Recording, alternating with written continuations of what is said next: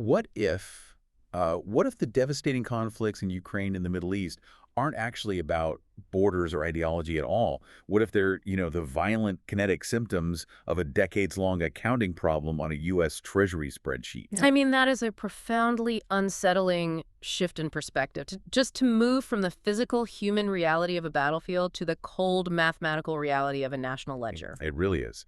And today, we're unpacking a fascinating and, frankly, highly provocative essay titled Guerre commerciales qui matent, which translates to Trade Wars That Kill. Right. It was written by Andrew Marfel, dated May 14th, 2026. And our mission for today's deep dive into this material is to decode his complex macroeconomic theory, one that directly links sovereign debt ledgers to global warfare. Just a quick timeout for you listening, though. We are looking at the world purely through this author's highly calculating lens today. Yeah, very important. The essay makes some highly charged claims, specifically that the U.S. is intentionally using these global conflicts to sabotage China's rise and basically turn Europe into an economic subsidiary. So we are not endorsing this view, right? We're not picking political sides. We're just going to follow his math and his geopolitical logic to see exactly where it leads. Exactly. So to understand the battlefield, the author insists we have to first look at the balance sheet, specifically the American balance sheet, because you really can't understand the physical wars happening right now without first understanding the underlying mechanics of American debt. Right. The foundation of his whole thesis is that the U.S. is facing these structural long-term economic imbalances that have been compounding for years, and they're finally reaching a breaking point. Yeah, the source breaks down this U.S. debt crisis and points out that it isn't just one single mistake by one administration. It's like a perfect storm of cascading issues. For starters, we're talking about massive demographic shifts. The retiring baby boomer generation is just driving up mandatory government spending on social programs, like Social Security and Medicare. And when you combine that demographic shift with a uniquely expensive healthcare system, the numbers get alarming fast. Because American medical costs are structurally higher than the rest of the world. Oh, yeah. Way higher. It's not just that more people need care, it's that the baseline cost of an MRI or a prescription drug or a hospital stay is just exorbitant. So that pushes public medical spending higher every single year, regardless of the broader economic conditions. And then you add in the revenue side of the ledger. The text points to historical tax cuts, specifically citing the major reductions we saw in 2017, which drastically slashed corporate and individual tax revenues right before a period of, massive crisis spending. Right, because we had the long-tail recovery of the 2008 financial crash, followed by the staggering economic interventions during the COVID-19 pandemic. Yeah. But the scariest part mentioned in the text is the snowball effect of interest payments. Okay, yeah, explain the snowball effect. Well, because the absolute size of the national debt is so high and global interest rates have climbed significantly over the last few years, the government isn't just paying back what it borrowed anymore. Just paying the net interest, like the fee for holding the debt is starting to outpace other crucial government expenses, like infrastructure or defense. Wow. It forces the Treasury to borrow even more money just to pay the interest on the old money. It becomes a mathematical runaway train. Okay, let's unpack this, because the author brings up this concept of the twin deficits, and I want to make sure we're translating the macroeconomics correctly for you listening. So imagine you're running your household by using a high-interest credit card to constantly buy imported groceries. Right. You're living way beyond your means. But here's the kicker. Your neighbor, the very same neighbor who actually grows and sells you those groceries, takes the cash you pay them and buys your credit card debt. Yeah, it's wild. And by buying your debt, they are actually manipulating the currency exchange rate at the grocery store, making it so your only financially viable option is to keep using that credit card at their farm. What's fascinating here is how that analogy perfectly captures the global bond market dynamics. The U.S. budget deficit, meaning the government spending far more than it collects in taxes, requires the Treasury to issue bonds to borrow money. Right. Now, because the U.S. dollar is the world's reserve currency, and U.S. Treasuries are considered the ultimate safe haven for capital, foreign money just floods in to buy those bonds. But wait, why does that foreign capital actually hurt the American manufacturing base? Because this massive influx of foreign capital keeps the value of the U.S. dollar artificially strong, and a strong dollar acts like a double-edged sword.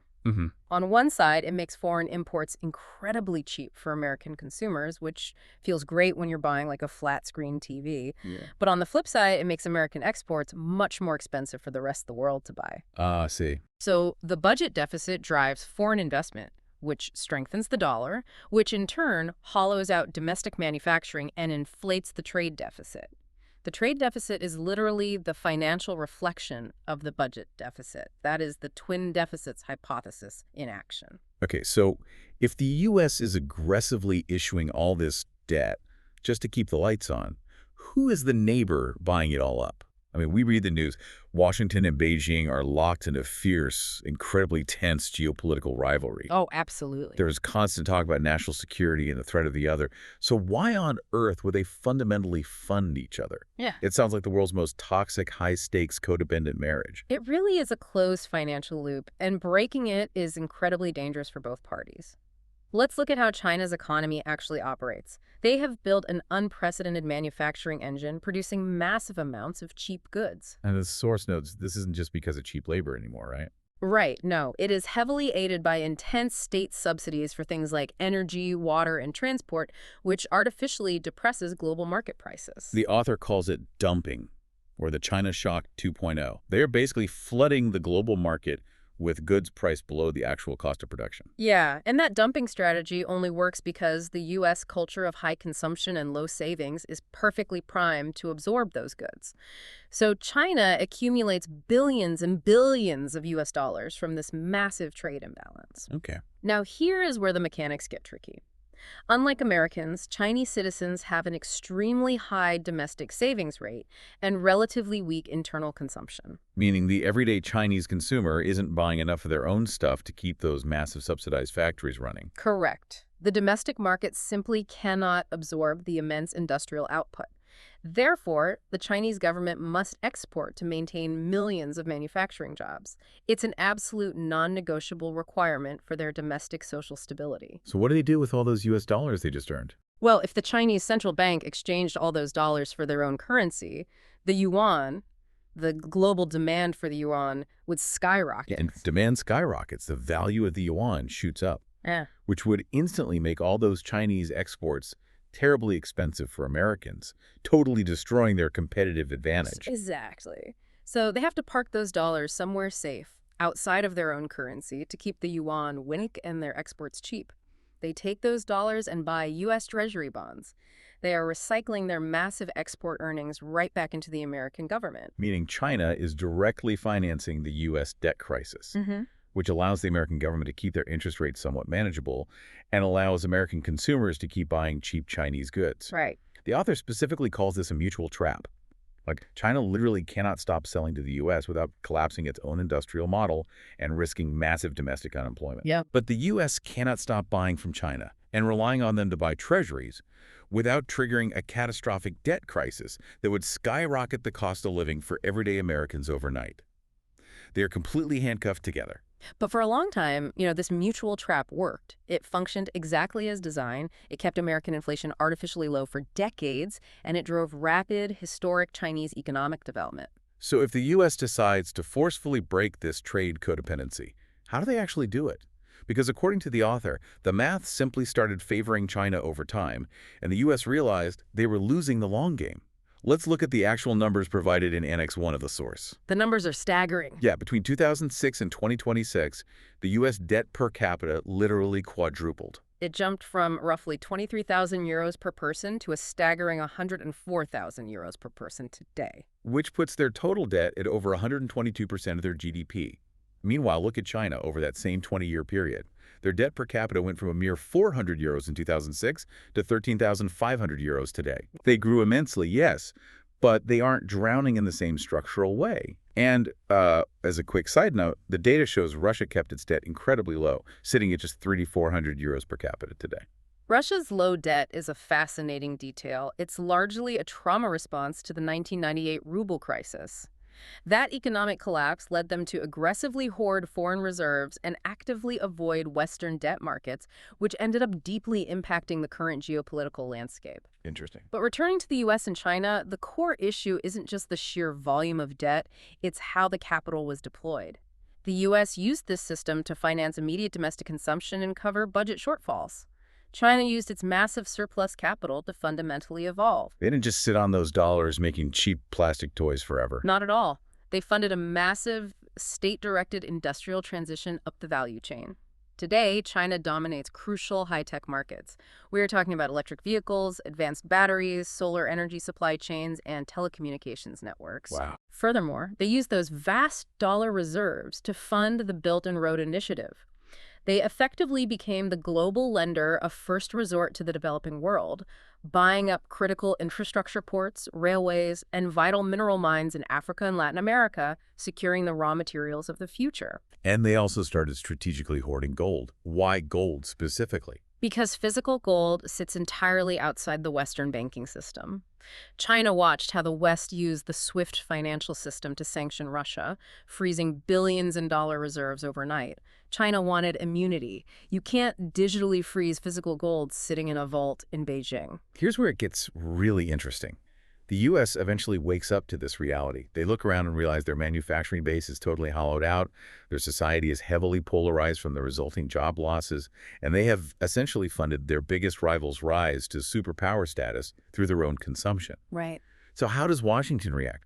According to the text, they throw their own free market playbook right out the window. They initiate the transition from symbiosis to what the author calls decoupling, and they use the heavy hand of the state to do it. The author is very critical here, arguing this essentially ends the era of the free market. Yes, suddenly we see massive sweeping tariffs. We see the Inflation Reduction Act.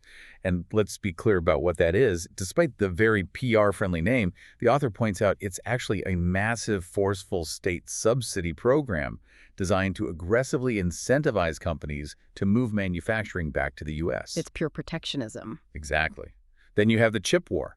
The chip war is perhaps the most aggressive economic measure. The U.S. is actively blocking advanced semiconductors and, more importantly, the lithography equipment required to make them from reaching China. And lithography isn't just about making basic microchips for cars or microwaves, right? It's the highly specialized bottleneck technology required for printing the microscopic circuits that power advanced artificial intelligence and military supercomputing. Exactly. By cutting that off, the U.S. is trying to forcibly stunt China's technological leap. And at the same time, we see the push for nearshoring, literally ripping supply chains out of China and moving them to places like Mexico. The mutual trap is breaking, and the author argues it requires violent force to finalize that break. Right, and this brings us to the author's most radical, sober, and frankly serious conclusion. The author demands we look critically at the human cost. He frames these trade wars as immoral, inhumane, and unjustified. Yes. Because how do you permanently fracture a globally integrated economy without destroying your own? The author argues that this macroeconomic decoupling is the direct causal driver behind the physical, kinetic wars happening right now in Ukraine against Russia and in the Middle East involving Iran. Right. He argues these conflicts are essentially creating an artificial enemy to force the globe into new alignments. Let's trace that logic. How do these horrific, bloody conflicts supposedly benefit the American balance sheet and actively hinder Beijing? Yeah, please. Well, the essay points to three distinct strategic axes. First, the U.S. defense sector. The kinetic conflicts in Eastern Europe and the Middle East have violently shattered the illusion of perpetual peace for historical allies. It has forced European nations to realize their profound military vulnerabilities and initiate campaigns of massive rearmament. And the numbers cited in the text are wild. We're looking at U.S. defense sector sales reaching $331.18 billion. Exporting American weapons to the European Union alone has tripled, going up 217% in just the last 5 years. Wow. The author argues this massive, urgent influx of foreign cash acts as a direct financial injection. It helps alleviate the U.S. trade deficit we talked about earlier and cushions their structural debt problem with guaranteed high-margin manufacturing jobs at home. The second axis is European dependence. By forcing a complete structural severance of diplomatic and economic ties between the European Union and Russia, increasingly isolating Iran, Europe is left with very few alternatives for its survival. Wait, I have to push back here. That makes zero sense on the surface. Why would the United States want its biggest historical ally and trading partner, Europe, to be economically crippled? Bankrupting your best customer is terrible business. How does a broke Europe help the American balance sheet? Because a weakened Europe isn't a competitor. It becomes a captive market, a subsidiary, essentially. Look at energy. Before the war in Ukraine, Europe's industrial engine was fueled by cheap Russian pipeline gas. With that severed, Europe is now almost entirely dependent on the United States for liquefied natural gas, or LNG. But American LNG is vastly more expensive to extract, liquefy, and ship across the Atlantic. So European manufacturing costs skyrocket, making their exports less competitive globally, while American energy companies secure a massive guaranteed buyer who literally has nowhere else to go. Precisely. From the author's perspective, this conflict consolidates American corporate dominance over the European market, effectively turning Europe into an economic subsidiary reliant on U.S. technology, U.S. energy, and U.S. military protection. You know, the author actually draws this really stark parallel here. He compares what the U.S. is doing to Europe right now to its historical interventions in the Americas. Right. Like, the meddling in Venezuela or the constant threats and embargoes against Cuba. And he even mentions American pressures stretching up to Greenland and Canada. It's framed as this perverse geopolitical operation to just absorb neighbors as subsidiaries. Exactly. It's a violent reordering of the world. Yeah. And the author points out this completely undermines international diplomacy. He says any progress made at the UN has essentially been erased. The UN is now just a sterile negotiating table while these powers play a very dangerous game to buy time and weaken China. Okay, that covers the U.S. and Europe. But what about China specifically? How do proxy wars in Ukraine and the Middle East physically hurt Beijing's bottom line? This is the third axis. Blocking the Belt and Road Initiative. Remember, China's grand geopolitical project was to connect Beijing to European markets via overland rail and trade routes. They wanted to deliberately bypass the oceans because the global sea lanes are heavily patrolled and controlled by the U.S. Navy. So the war in Ukraine completely cuts off the northern railway corridor through Russia. The sanctions create an impenetrable legal and physical wall. Right. At the same time, tensions and potential open conflict with Iran completely destabilize the Persian Gulf and Central Asia, effectively cutting off China's southern land corridor. If we connect this to the bigger picture, we have to look at China's ultimate Achilles heel, energy. The source makes a profound point here. China is an absolute industrial powerhouse, but it lacks native energy resources. It relies almost entirely on imported oil and gas to run its massive factories and keep its cities lit. And almost 80% of the oil consumed by East Asia comes right through the Strait of Hormuz in the Middle East. And the Strait of Hormuz is a massive geographic choke point. You can literally park a few aircraft carriers there and shut down the global economy.